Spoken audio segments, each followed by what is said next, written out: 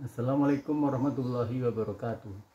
Teman-teman, hari ini saya akan mencoba memberikan pelatihan bagaimana membekam diri sendiri dengan menggunakan syartoh atau sayatan atau bisturi atau menggunakan alat bedah. Teman-teman, kita akan mengutamakan kebersihan ya, agar steril. Nah, untuk itu kita akan menggunakan beberapa hal seperti kasa yang steril ataupun dengan alat-alat bisturi yang steril juga, karena semuanya baru saya buka dan semuanya dalam posisi steril. Nah, untuk itu mari kita ikuti bagaimana cara mengekop atau membekam dan menyayat secara tahapan demi tahapan, cepat dan sederhana. Ya teman-teman, kita bisa menggunakan alat seperti ini, alat catut atau seperti tang ini untuk biar bersih. Tapi kita juga bisa menggunakan kedua tangan kita. Tapi kita harus bedakan teman-teman, mana tangan yang untuk darah dan mana tangan yang untuk hal yang bersih. Kalau kita definisikan tangan kanan kita ini untuk darah, maka kita untuk tanpa darah menggunakannya yang kiri gitu. Nah, mamanya sekarang saya pakai alat nih ya, alat menjepit. Nah, ini kita ambil minyak zaitun di sini. Ini minyak zaitun. Kita ambil minyak zaitun, kemudian kita oleskan pada lokasi yang mau dibekam. Umpamanya di sini, ini lokasi yang untuk pembekaman. Saya bikin 2 titik, satu di kaki, umpamanya untuk pengobatan dari menghilangkan kram ya, kram kaki dan kram tangan, umpamanya sampelnya. Ya, kita coba seperti ini. Kalau sudah, kemudian kita kasih kop ya, kemudian di tangan juga, coba di tangan ya, demikian. Kita akan tunggu 5 menit teman-teman, biar kulitnya matang terlebih dahulu ya. Ya teman-teman, lakukan pengekopan pada area titik bekam yang sudah disiapkan, yaitu yang sudah dibaluri minyak zaitun dengan tarikan yang disesuaikan dengan kenyamanan dan kondisi serta usia pasien. Saat dilakukan pengekopan ini, tanyakan kepada pasien dulu apakah tarikan dan penyedotannya itu terlalu kuat atau tidak. Nah, nanti kita ikuti sesuai dengan kemauan pasien. Kalau dia dirasa kurang kuat, ya dikuatin gitu. Begitu teman-teman. Kemudian area titik bekam yang sudah dikop dibiarkan sekitar 5 menit. Jika pengekopannya terlalu lama, dapat mengakibatkan munculnya blister di kulit yang termasuk jenis malpraktek bekam.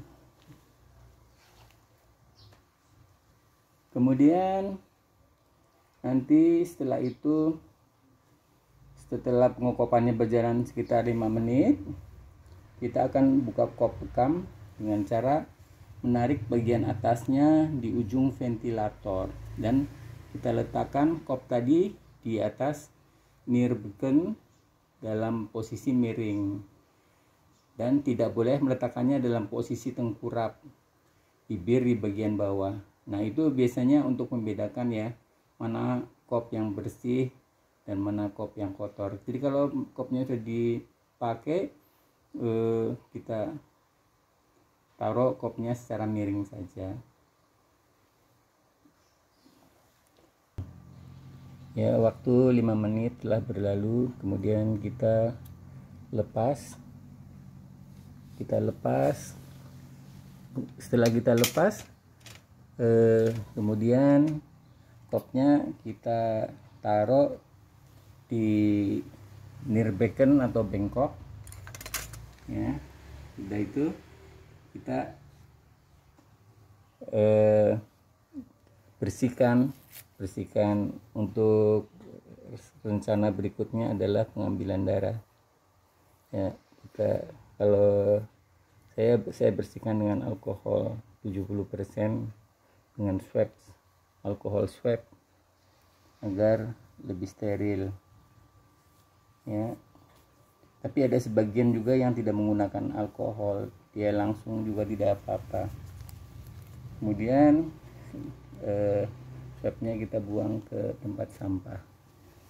Ya, selanjutnya adalah kita akan melakukan pendarahan. Untuk pendarahan ini kita cukup sayat di sini, di kulit ari atau kulit terluar. Caranya mengikuti jalur-jalur daripada ini kulitnya. Umumnya ini saya menggunakan konsep 3-4-4-3. Caranya kita sobek, kita sayat 1 2 3, jaraknya ini 1 cm, setengah cm cukup, tapi antara jarak titik ke titik yang lain adalah 1 cm. Jadi dari sininya 1 cm, kemudian jarak sayatannya ini setengah cm, kemudian 4 3 ya.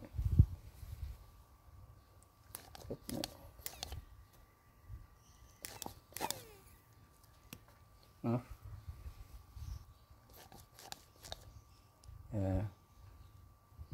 ya, biarkan darahnya mengalir.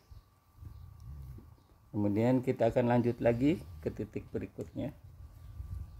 Ini juga 3-4-4-3, 1 2 3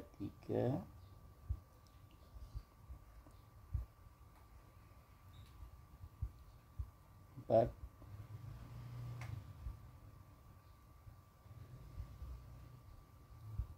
3 ya.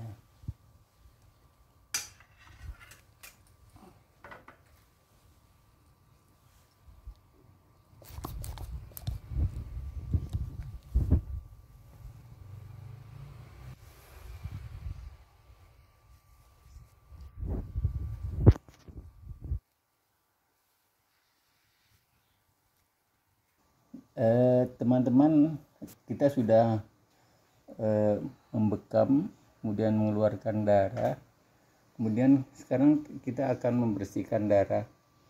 Nah, untuk membersihkan darah, pertama area titik bekam yang sudah dilukai dan dikop dibiarkan beberapa saat sampai terjadi bendungan lokal yang menyebabkan darah statis keluar dari kulit dan tertampung di dalam gelas kop. Pengekopan untuk mengeluarkan darah ini berjalan sekitar 3-5 menit. Lalu kita akan siapkan kasa steril dan meletakkannya di bawah kop yang menampung darah. Pastikan darah tidak sampai meluber ke sisi pinggir yang dapat mengakibatkan darah mengalir dan berceceran. Kemudian nanti kita akan membuka kembali kopnya dengan hati-hati dan membersihkan darah yang ada di area bekam dengan menggunakan kasa steril. Lalu kop yang sudah dipakai diletakkan kembali di nirbekken atau mangkok. Kemudian kasa pembersih darah dibuang ke kantong plastik yang berwarna kuning. Setelah itu, pembersihan dan pengelapan darah di kulit menggunakan tangan kiri secara khusus dan jangan dibolak-balik antara kanan dan kiri. Hal ini untuk menjaga agar tidak semua tangan terpapar darah sehingga tetap terjaga kebersihannya selama proses bekam berlangsung. Lakukan pengulangan pengeluaran darah sesuai dengan keadaan dan kondisi. Ya teman-teman, kita sekarang akan mengambil darahnya. Tapi karena proyek hari ini adalah mengekop sendiri, maka saya tidak bisa menggunakan kedua tangan saya dengan baik, umpamanya tangan kiri ataupun tangan kanan ya. Jadi kita sementara yang untuk kop tangan kiri ini saya akan menggunakan tangan kanan saya. Ya, caranya demikian.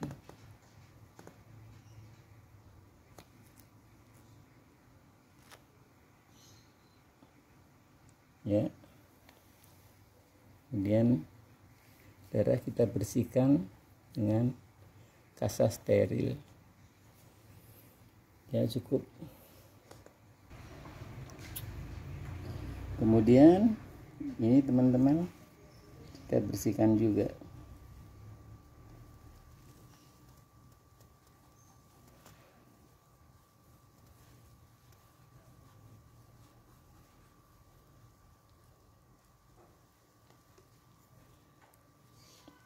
Ya, kemudian kita bersihkan di tempat sampah.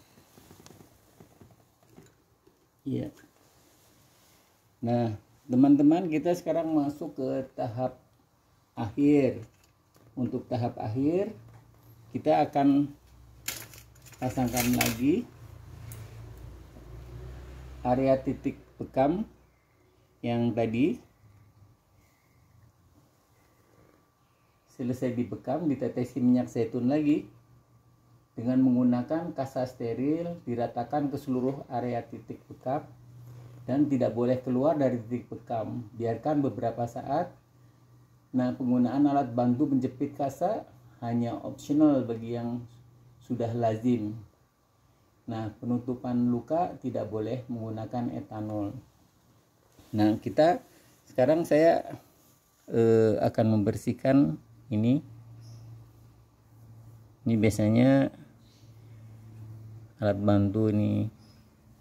Kemudian ini kita bersihkan.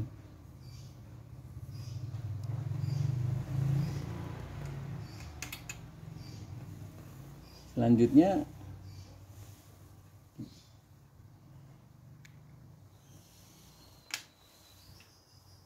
kita menunggu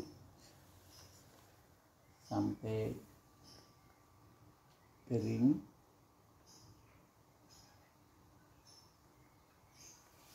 Teman-teman, bisa juga kita menggunakan betadine. Kalau bekamnya menggunakan medis, kita menggunakan betadine agar mudah rapat.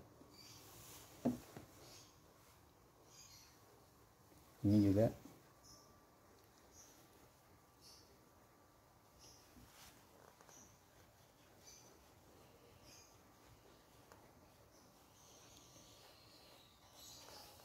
ya.